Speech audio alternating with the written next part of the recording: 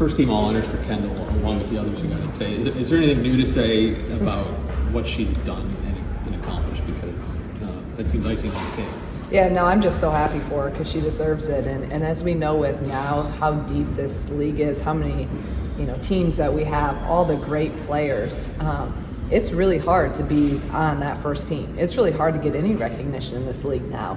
And actually, I was looking at that. I'm like, when you look at all defensive, when you look at all freshmen, I think we really have to look at expanding some of that because just there's too many great players to be able to limit some of those teams to only 5. But what a great honor for KB to get first team. She deserves it. She has worked, her entire career to continue to improve. And there's no doubt, I believe, and I'm glad that the coaches in the media also agree that she's one of the top 10 players in this league. She may be one of the most technically sound players you've had. She's a little bit undersized, right? Yeah, she's undersized, but she makes up for that in heart and work and again the discipline piece of it. So she's very technical and fundamental, and that's something that we preach and we teach as a program is the fundamentals, and she's fallen right into that. She was she's embraced it and she just continues to get better. So very deserving. What would that mean for you to see Jen get second team? As she mentioned, 5 minutes, 2 points coming out, and takes over as a point guard for you guys. Again, it's so hard to get that. So, I mean, you look at even, we were going through and looking at, all the people that got someone on first and second team, and not many teams did. It's really, really hard. So, same thing that I said about KB. It's so deserving. It shows. I'm glad the coaches in the media saw how important she was to our team. I think that's what it's about is what do you do for your team and how critical are you? And she has done so much for us in terms of, being our leader, being our point guard, showing poise, scoring when we need her to. She's really just done it all. So could not be more proud of her as well. Again, like she said, knowing where she came from and hearing from her of just kind of that low point to now, her last go round of being second team, all Big Ten, one of the top 20 players, in the league. Just really, really amazing. When you went back and looked at that game from Sunday, what stood out about the fourth quarter? It was hard, to watch. I probably got more frustrated as the last 2 days have gone on about so many things involved in it. But it's just all the things that we had done well in that kind of 2-month stretch of finishing in all areas. We just didn't do, you look at the turnovers. Well, we only had 2 turnovers off of actual press.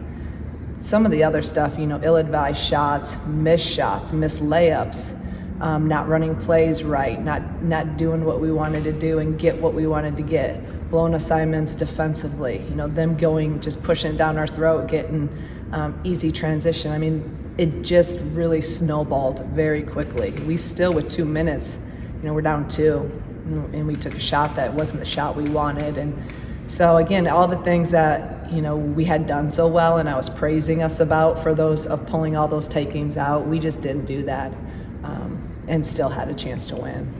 Back to KB, just her describing maybe this opportunity as a full circle moment for her going back to Indiana, playing in the Big Ten tournament. How rewarding as a coach is that to see what she's been able to do and be a part of that journey that she's been able to have here? Yeah, it's so rewarding. It's why we do what we do, to see your kids get better, to see them evolve as obviously players, but more importantly as people, to see them grow as leaders, to see them be rewarded for all their hard work and the success that they've had as a team and individually.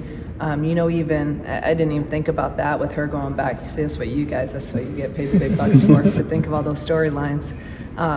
Same thing last year. We went to Indy and she got to win a championship and cut down nets in Indianapolis. And so really cool story for her last year. And hopefully, this year that Indianapolis brings out another little run in us and this team. But all these guys, and that's what, the part about, Sunday and the whole, senior day and just being able to really sit back and reflect on them, and listening to Jen and about, where she was at, where she's at now, KB, they all have their own story and their own path. And when you take the basketball piece, out of it, that's why it's what we do, is that they've grown and they've become, really great people, and you're really proud of them.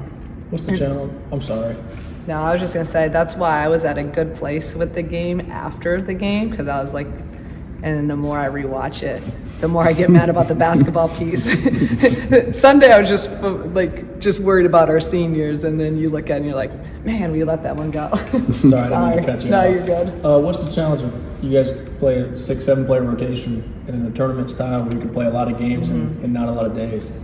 I'm over that. It's like the same thing. Okay, maybe Sunday it was fatigue, right? Like when you really look at it, probably just wore down, but you're not gonna, no. I'm gonna tell our team today, again, I don't care. It is what it is. We've been able to find ways to win, so no excuses.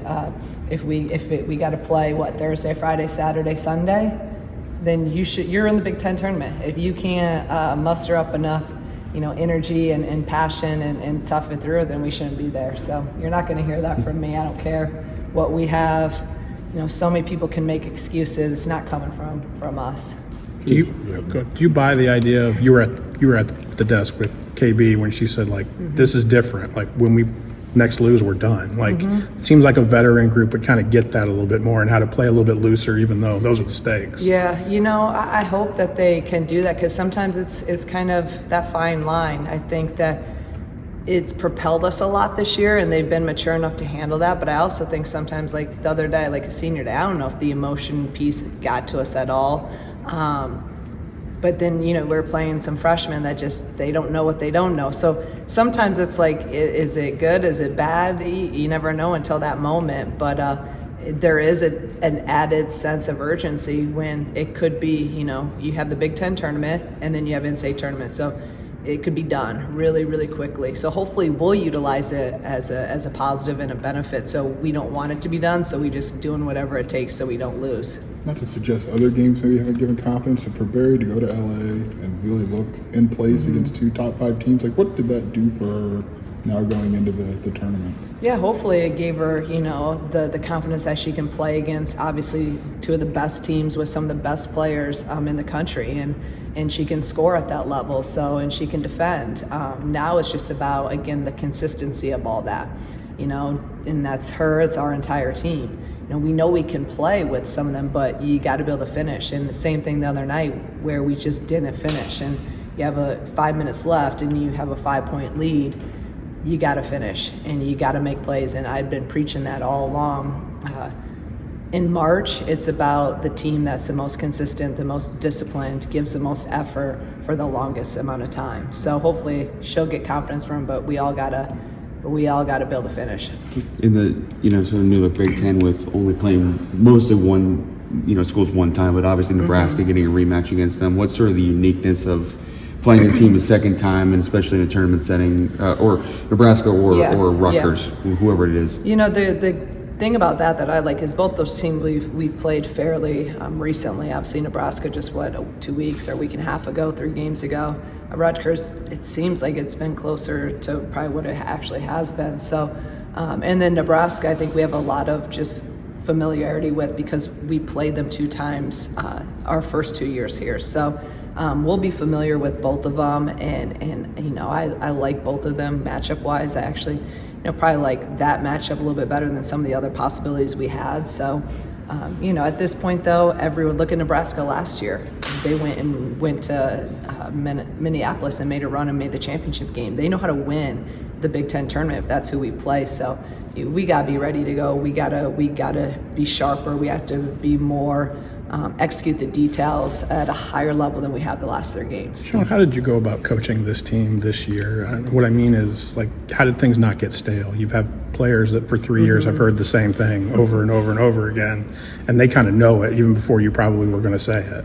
Yeah, that's a good question, because I think some of it is sometimes I feel like a broken record, and I think it's at this point, it's like when I talk to my own kid, they just ignore some of the stuff you say, and I'm sure these guys do a lot. They're like, oh, here she goes again. But the great thing about that is they're so connected and they want it so badly, and they know what their goals are. So I think they're just so self-motivated, and I've had to do a few things different, but we're pretty routine no matter what, and that can get really, old. I mean, we do a lot of the same stuff, and it's just how we do stuff, and we're very fundamental, we're very detail driven, and that can get really old, especially when you're a fifth year and you're like, oh geez, we're doing this stupid drill again.